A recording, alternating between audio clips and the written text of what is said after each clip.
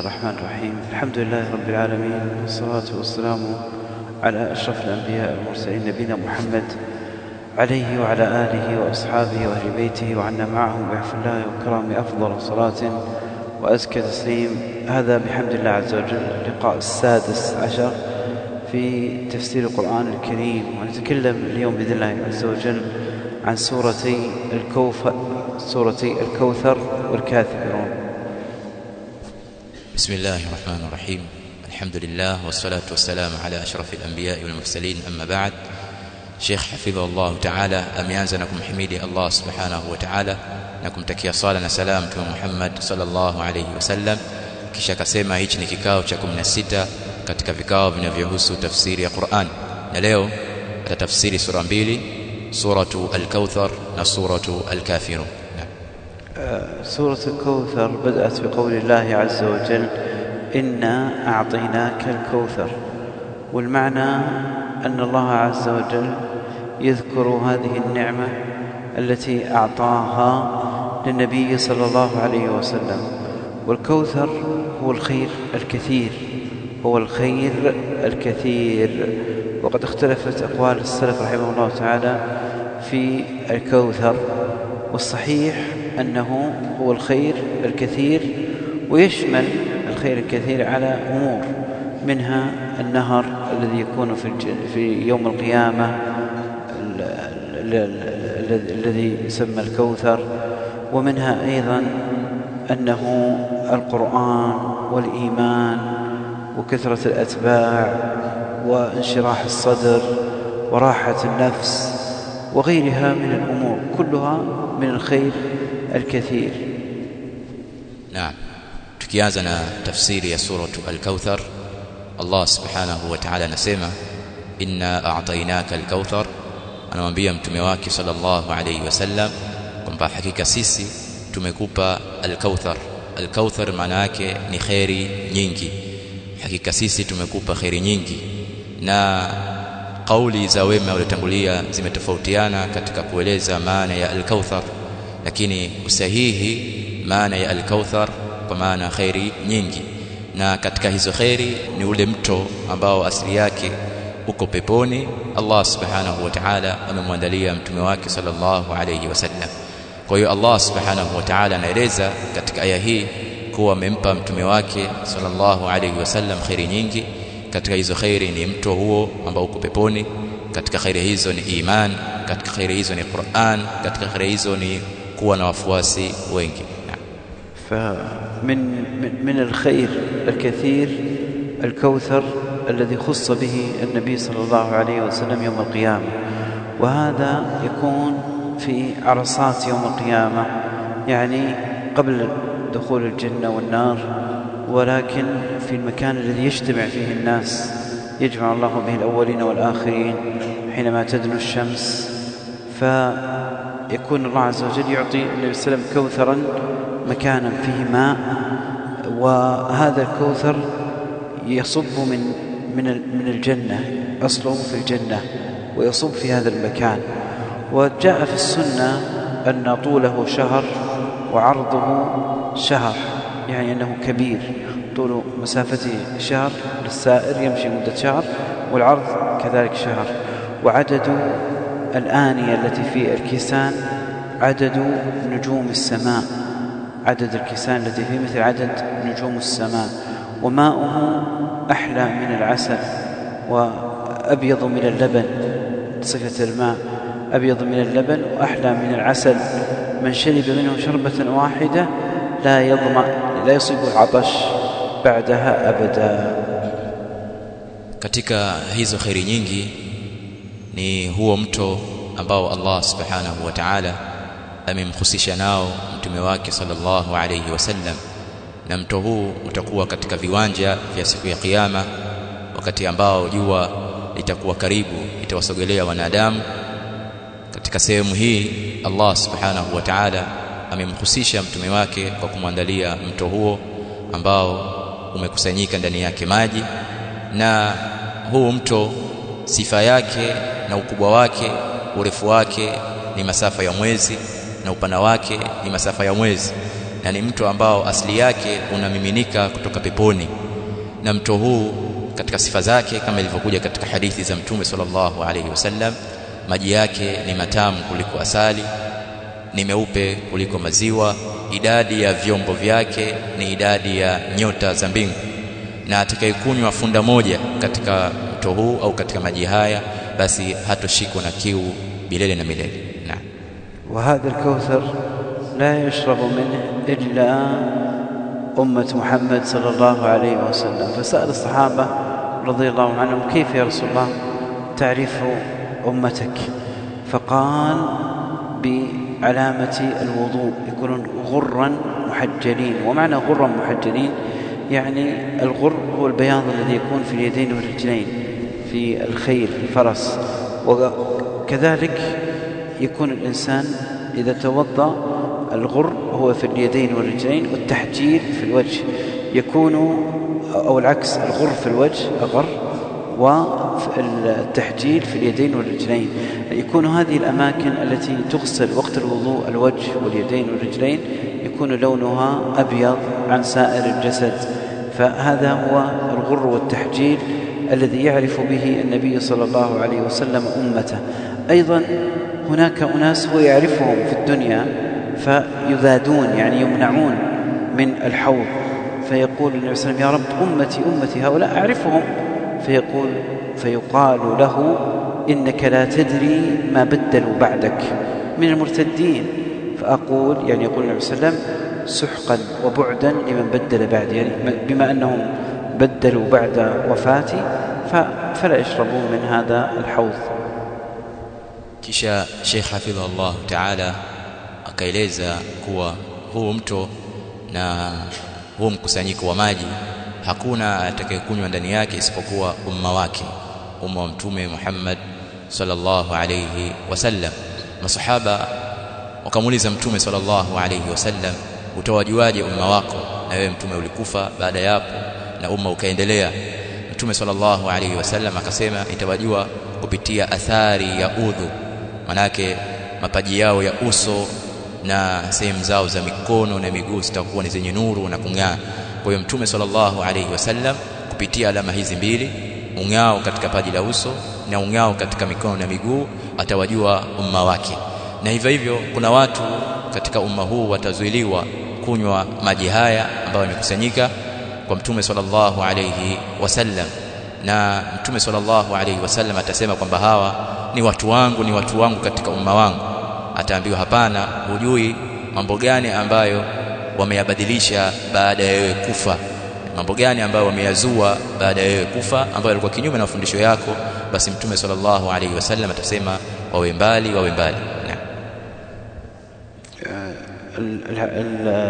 الله عز وجل أمر النبي صلى الله عليه وسلم مقابل هذه النعم الكثيرة، وكما قال الله عز وجل أنه سيعطي النبي صلى الله عليه وسلم: سنعطيك حتى ترضى، ووضعنا عنك الذي أنقض ظهرك ورفعنا لذكرك والضحى والليل ما ودعك ربك وما قال، ولسوف يعطيك ربك فترضى، ولسوف يعطيك ربك فترضى.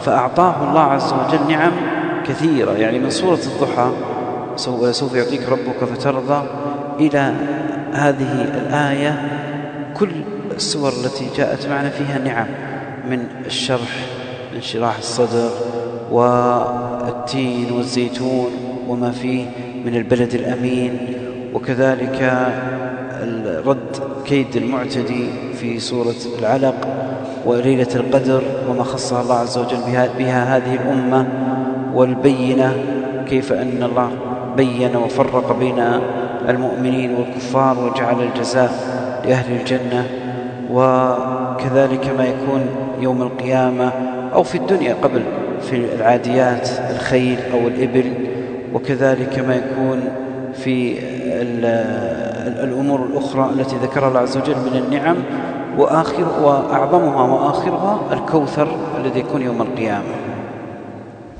Kisha Sheikh hafidhahullah ta'ala akaendelea kutilia maelezo katika aya hii kuwa Allah subhanahu wa ta'ala amempa mtume wake sallallahu alayhi wasallam neema mbalimbali, neema nyingi, kama alivyosema hilo katika suratu ad-Duha, wala sawfa yu'tika rabbuka fatarda, kwa hakika Mola wako atakupa mpaka utaridhia.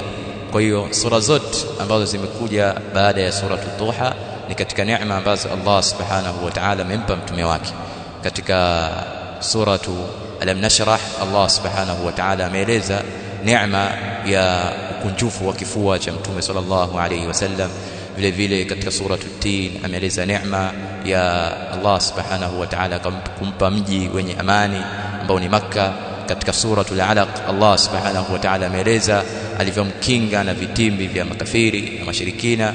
Hivyo katika suratul Qadri kumhusisha na kumpa Lailatul Qadri, na sura ambazo zote zimekuja baada yake Allah subhanahu wa ta'ala amempa mtume wake katika neema nyingi, mpaka katika sura hii aliposema inna a'tainaka al-kauthar. والمقابل لهذه النعم أن يعبد الله عز وجل ويشكر الله عز وجل بالعبادة. قال الله فصل لربك وانحر. الفاء سبب للسبب، معناه بما أن الله عز وجل أعطاك هذه النعم الكثيرة فصل يعني قم بالصلاة لله عز وجل وانحر. وفي قوله وانحر قيل أن اليدين حال الصلاة تكون عند الرقبة، عند مكان النحر في الإنسان إذا أراد أن يصلي، أو توضع على الصدر وكذلك هذا مكان النحر. والصحيح أن الانحر معناه تقديم الأضاحي والقرابين، ذبح بهيمة الأنعام لله عز وجل. kisha Allah subhanahu wa ta'ala akasema fasalli li rabbika wanhar, nasali kwa ajili ya Mola wako na uchinje. Nasali kwa ajili ya Mola wako na uchinje. Anayekabili neema za Allah subhanahu wa ta'ala anatakiwa azikabili kwa kuzishukuru. Ndio maana Allah subhanahu wa ta'ala baada ya kueleza kuwa amempa mtume wake neema mbalimbali zilizokuwa nyingi akasema fasalli, na hii herufi ya mwanzo katika aya hii, herufi ya fa, ni herufi ya sababu. Kwa maana kwa sababu hiyo ya Allah kukuneemesha wewe na kukupa wewe neema mbalimbali, neema zilizokuwa nyingi, basi simama usali kwa ajili ya Mola wako, wanhar, na uchinje. Na wako walisema wanhar maana yake kisali kwa ajili ya Mola wako na mikono yako uiweke katika shingo au katika kifua, hiyo ndio sehemu ya an-nahr. Lakini usahihi wanhar kwa maana jikurubishe kwa Allah subhanahu wa ta'ala kwa kuchinja wanyama.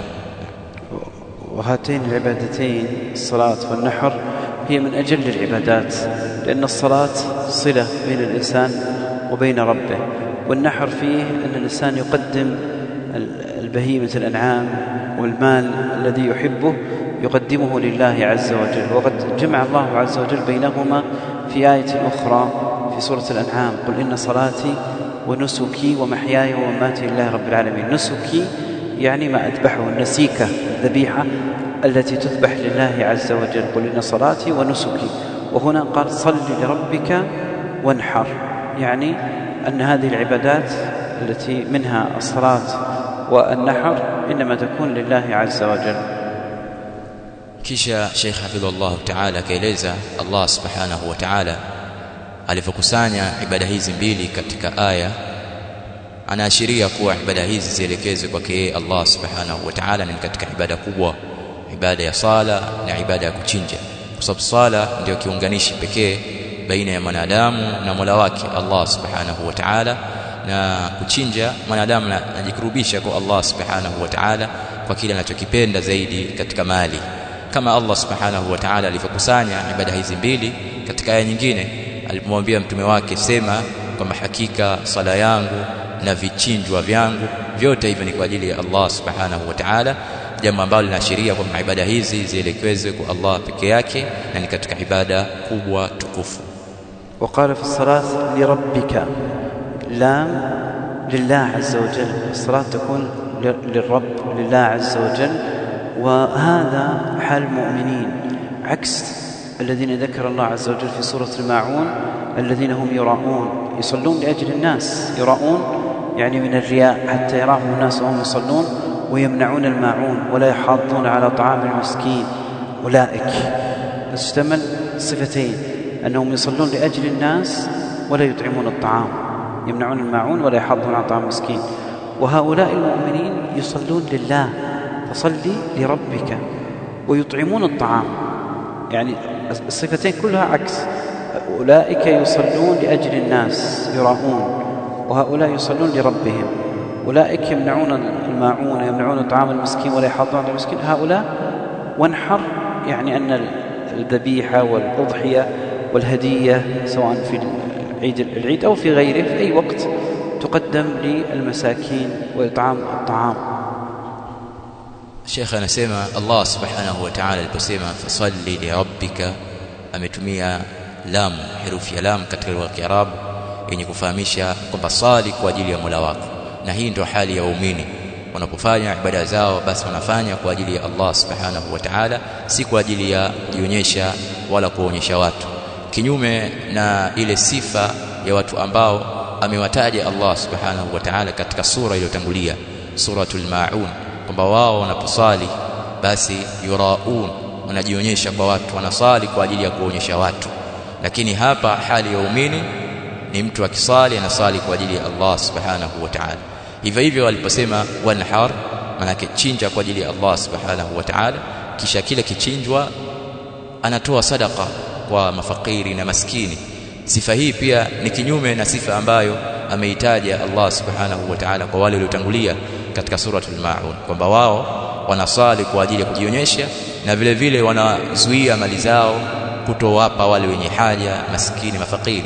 Kwa sifa mbili ambazo zimetangulia katika suratul Maun, sifa za watu waovu, kinyume chake Allah subhanahu wa ta'ala ameleta katika sura hii, suratul Kauthar, sifa mbili za waumini. inna shani'aka huwa al-abtar. الشانئ هو المبغض، والأبتر يعني المنقطع الذي ليس له نسل أبناء. وذلك أنه لما توفي ابن النبي صلى الله عليه وسلم عبد الله، قال بعض الكفار أن محمدا أبتر، يعني أقطع، مقطوع الأبناء، مقطوع النسب. فبين الله عز وجل أن ذلك ليس كذلك، بل الذي يبغض النبي صلى الله عليه وسلم هو الذي يكون أقطعا. وإلى الآن زماننا هذا فإن أبناء فاطمة وحسن والحسين وأبناء النبي صلى الله عليه وسلم هم أكثر القبائل في الأرض، يعني على مدار السنوات أكثر قبيلة هي هذه القبيلة، قبيلة الأشراف الذين ينسبون إلى النبي صلى الله عليه وسلم. وأتباع النبي صلى الله عليه وسلم هم آله، أتباعه هم آله أيضا، فهم أكثر من غيرهم من الناس. فليس شانئ النبي صلى الله عليه وسلم، ليس النبي صلى الله عليه وسلم هو الأبتر، بل شانئه ومبغضه هو الأقطع. Kisha Allah subhanahu wa ta'ala akasema inna shani'aka huwal abtar, anamwambia mtume sallallahu alayhi wasallam, hakika anayekuchukia wewe mtume sallallahu alayhi wasallam ndio alikatikiwa nasaba, ndio alikatikiwa kizazi. Huyo ndo ambaye amekatikiwa kizazi. Wanasema kwa mtume sallallahu alayhi wasallam alipofiwa na mtoto wake Abdullah, na mtoto wake wa mwisho huyo alipofiwa na mtoto wake Abdullah, wakasema baadhi ya washirikina, baadhi ya makafiri kwamba mtume sallallahu alayhi wasallam amekatikiwa na watoto, amekatikiwa na kizazi, hana nasaba. Allah subhanahu wa ta'ala akamliwaza mtume wake, akamwambia anayekuchukia wewe ndio ambaye amekatikiwa nasaba, kwa sababu bado wako watoto wa Fatima, Hassan na Hussein, na watoto na vizazi vyao. Na kawaida kabila la mtume sallallahu alayhi wasallam, kwa maana wale wanaonasibika mpaka kwa Fatima, ndio kabila lenye watu wengi mpaka sasa. Kabila tukufu ndio kabila lenye watu wengi, na mtume sallallahu alayhi wasallam wafuasi wake wote, hata kama ikiwa sina saba yake, wafuasi wake wote katika Uislamu, waumini na kufuata sunna zake, wanaingia ni katika watu wake. Kwa hiyo kiuhakika na kiuhalisia aliyekatikiwa na saba ni yule ambaye anemchukia mtume sallallahu alayhi wasallam. طبعا أنا اخترت اسم ابن النبي صلى الله عليه وسلم إبراهيم، ولم يأتي إلا ابن واحد وهو إبراهيم. وأما القاسم وعبد الله هؤلاء قبل النبوة، لكن ماتوا قبل أن يكون نبيا. لكن النبي اللي حينما صار نبيا لم يأتي إلا ابن واحد من الذكور وهو إبراهيم، ومات وهو صغير. والبنات كانوا 4: فاطمة وأم كلثوم ورقية وزينب، وكلهم ماتوا والنبي صلى الله عليه وسلم حي، إلا فاطمة ماتت بعد موته ب6 أشهر. لكن الذي مات من أبنائه من الذكور في وقت النبوة هو إبراهيم ابنه من ماريا القبطية. أم إبراهيم هي ماريا القبطية. Kisha Sheikh hafidhahullah ta'ala akasema kwamba amekosea katika kutaja jina la mtoto, si Abdullah bali ni Ibrahim. Ibrahim mtoto wake wa mwisho Mtume sallallahu alayhi wasallam amekufa akiwa katika uhai wake Ibrahim. Na ama watoto wake wawili Qasim na Abdullah, hawa Mtume sallallahu alayhi wasallam aliwapata kabla ya kupewa utume. Qasim na Abdullah Mtume aliwapata kabla ya kupewa utume. Ama mtoto wake wa mwisho wa kiume ambaye ni Ibrahim alimpata baada ya kupewa utume. Kwa hiyo Ibrahim ndio mtoto pekee ambaye Mtume sallallahu alaihi wasallam alimpata baada ya kupewa utume. Na anao mabinti wanne ambao ni Ruqayya, Umm Kulthum, Fatima na Zainab, na wote hawa walikufa Mtume sallallahu alaihi wasallam akiwa yuko hai, isipokuwa Fatima peke yake alibakia mpaka baada ya kifo cha Mtume sallallahu alaihi wasallam kwa miezi 6 kisha naye akafa. Naam. وكل أبناء النبي صلى الله عليه وسلم من خديجة ما عدا إبراهيم، هذا هو فقط الذي من ماريا القبطية. وأما أبناء النبي صلى الله عليه وسلم الآخرين كلهم أمهم خديجة رضي الله عنها. Na watoto wote wa Mtume sallallahu alaihi wasallam wanatoka kwa Khadija. Watoto 6 wote wa Mtume sallallahu alaihi wasallam wanatoka kwa Khadija, isipokuwa mmoja ambaye ni Ibrahim ambaye inakuwa ni wa 7, mama yake ni Maria al-Qibtiyya. نتكلم الآن عن سورة الكافرون. يقول الله: قل يا أيها الكافرون، يعني قل يا محمد للكافرين. وهذه السورة تسمى الكافرون أو الكافرين باختلاف المصاحف. ولا أعبد ما تعبدون يعني أن أناسا 4 من كفار قريش جاءوا للنبي صلى الله عليه وسلم فقالوا له: اعبد إلهنا الذي نحن نعبده ونحن نعبد إلهك الذي أنت تعبد. يعني يوم تتبعنا ويوم آخر نحن نتبعك، وهكذا. وهذا كما قال عز وجل: ودوا لو تدهنوا فيدهنون. وهذا خطأ لا يمكن أن يكون، يعني حتى في زماننا لا يمكن أن يكون أن يصل المسلم إلى تنازلات في الدين بأن يعبد غير الله عز وجل. لا أعبد ما تعبدون، ولا أنتم أيها الكفار عابدون ما أعبد، ولا أنا عابد ما عبدتم، ولا أنتم عابدون ما أعبد. فكرر الله تكرار للتأكيد أنه لا يمكن أن تحصل هذه الخلط أو الازدواج بين عبادة الله وبين عبادة غير الله. Kisha Sheikh hafidhahullah ta'ala akaanza katika tafsiri ya suratu al-Kafirun. Na suratu al-Kafirun imma itaitwa suratu al-Kafirun au al-Kafirin. Allah subhanahu wa ta'ala amesema: qul ya ayyuhal kafirun, sema ewe mtume kuambia hao makafiri, enyi makafiri, la a'budu ma ta'budun, siwezi kuabudu hayo mnayabudu nyinyi au hicho mnachokiabudu nyinyi. Na hii sura sababu ya kuteremka au sababu kuteremka aya hizi, kuna baadhi ya Waarabu wanne walikuja katika makafiri wa Makka wakamwambia Mtume sallallahu alaihi wasallam: muabudie Mola wetu na sisi tutaabudia Mola wako. Leo unatufuata sisi, kesho tunakufuata wewe. Na hii ndio ada ya makafiri, kwa sababu dini yao si sawa sawa, si dini ya batil, hawana sehemu ya kutulia. Kwa hiyo Allah subhanahu wa ta'ala kumwambia mtume wake kwamba waambie hao makafiri: la abudu ma ta'budun, siwezi kuabudu mnavyoviabudu nyinyi, wala antum aabiduna ma a'bud, na wala nyinyi makafiri hamwezi kuabudu kile ambacho nakiabudu mimi, wala ana aabidu ma abadtum, na wala mimi si mwenye kuabudu mnachokiabudu nyinyi, wala antum aabiduna ma a'bud, na wala nyinyi hamwezi kuabudu kile ambacho nachokiabudu mimi. Allah subhanahu wa ta'ala karudia tena ili kutulia mkazo kwamba hakuna kuchanganya baina dini mbili, hakuna dini mseto katika Uislamu. Naam. Lakum dinukum waliya din, ay anna dinakum khassun bikum وديني وهو الإسلام هو الدين الصحيح، وكما قال الله عز وجل: ومن يبتغي غير الإسلام دينا فلن يقبل منه إن الدين عند الله الإسلام. فالدين الإسلام هو الدين الوحيد الصحيح، وكل الأديان الأخرى فهي مردودة، سواء كانت أديان من السماء اليهودية والنصرانية أو أديان من الأرض الوثنية وعبادة الأصنام وغيرها. هذه كلها مردودة، سواء أديان من السماء أو أديان من الأرض غير مقبولة. Kisha Allah subhanahu wa ta'ala akamalizia sura hii kwa kusema lakum dinukum waliyadin, kwamba nyinyi mna dini yenu na mimi Mtume Muhammad na dini yangu, na hii ndio dini ya haki, dini ya kweli, dini ya sawa sawa. Dini ya Uislamu ndio dini pekee ambayo ndio dini ya haki, kama Allah subhanahu wa ta'ala alivyosema, na yule ambaye atakayefuata au atakayetafuta mfumo usiokuwa dini ya Uislamu basi hatakubaliwa mbele ya Allah subhanahu wa ta'ala, na atakuwa katika wale waliokula hasara. Hivyo hivyo Allah akasema katika aya nyingine, hakika dini mbele ya Allah subhanahu wa ta'ala ni Uislamu. Kwa hiyo dini nyingine zote hazikubaliki, zinakataliwa. Sawa sawa ni ziwe dini ambazo asili yake ni sheria ambazo zimetoka mbinguni kama Unasara wala Israeli, Uyahudi, au ni dini ambazo asili yake ni hapa hapa ardhini zimetungwa. Madamu zote hizi baada ya Uislamu hazikubaliki isipokuwa dini ya Uislamu peke yake.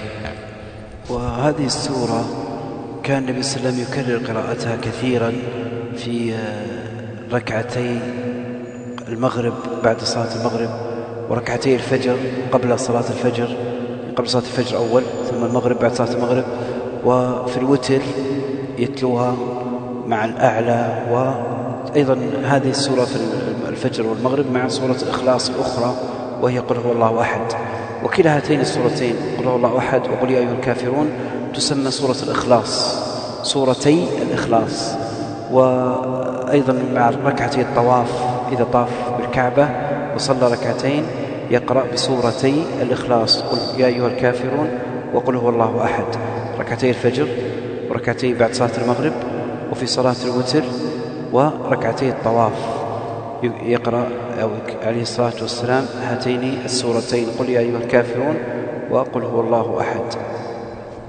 Kisha shekhe akatoa maelezo ya kuwa sura hii suratul kafirun ni sura ambayo Mtume sallallahu alayhi wasallam alikuwa anaikariri sana, na kuashiria hilo na kujulisha hilo alikuwa akisoma sura hii suratul kafirun pamoja na suratul ikhlas katika rakaa mbili za sunna kabla ya alfajiri. Rakaa mbili za sunna kabla ya alfajiri alikuwa akisoma katika moja ya rakaa akisoma qul ya ayyuhal kafirun, na rakaa nyingine akisoma qul huwallahu ahad. Hivyo hivyo rakaa mbili baada ya swala ya magharibi, rakaa mbili za sunna baada ya magharibi pia alikuwa akisoma suratul kafirun na suratu qul huwallahu ahad. Hivyo hivyo rakaa mbili baada ya tawaf, rakaa mbili baada ya tawaf pia Mtume sallallahu alayhi wasallam alikuwa akisoma suratul kafirun na suratu qul huwallahu ahad. Na sura hizi mbili qul ya ayyuhal kafirun na qul huwallahu ahad zote zinaitwa suratay al-ikhlas, sura mbili ambazo ndani yake kuna maana ya ikhlas, kwa maana mwenye haki ya kuabudiwa peke yake ni Allah subhanahu wa ta'ala. جزاك الله خير. أسأل الله عز وجل أن يرزقنا وإياكم العلم النافع والعمل الصالح. اللهم علمنا ما ينفعنا وانفعنا بما علمتنا وزدنا لك خشية وإنابة وارزقنا يا رب العالمين. اللهم نسألك علما نافعا ورزقا طيبا واسعا وعملا صالحا متقبلا.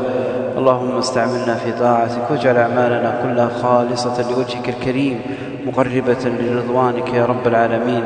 اللهم استعملنا يا ربنا فيما يرضيك. اللهم وسر لنا فعل الخيرات. اللهم اجعلنا ممن صام وقام رمضان إيمانا واحتسابا، ووفقنا يا ربنا لقيام ليلة القدر إيمانا واحتسابا، واجعلنا من المخلصين المتبعين لنبيك عليه الصلاة والسلام يا رب العالمين. اللهم إنا نسألك من الخير كله عاجله وآجله ما علمنا منه وما لم نعلم، ونعوذ بك اللهم من الشر كله عاجله وآجله ما علمنا منه وما لم نعلم. ربنا آتنا في الدنيا حسنة وفي الآخرة حسنة وقنا عذاب النار. ربنا اغفر لنا ولإخواننا الذين سبقونا بالإيمان ولا تجعل في قلوبنا غلا للذين آمنوا ربنا إنك رؤوف رحيم. ربنا هب لنا من أزواجنا وذرياتنا قرة أعين واجعلنا للمتقين إماما. اللهم اجعلنا لك مخلصين، لك ذاكرين، لك منيبين، لك أواهين يا رب العالمين. جزاكم الله خير الجزاء، وصلى الله وسلم على نبينا محمد وعلى آله وصحبه أجمعين.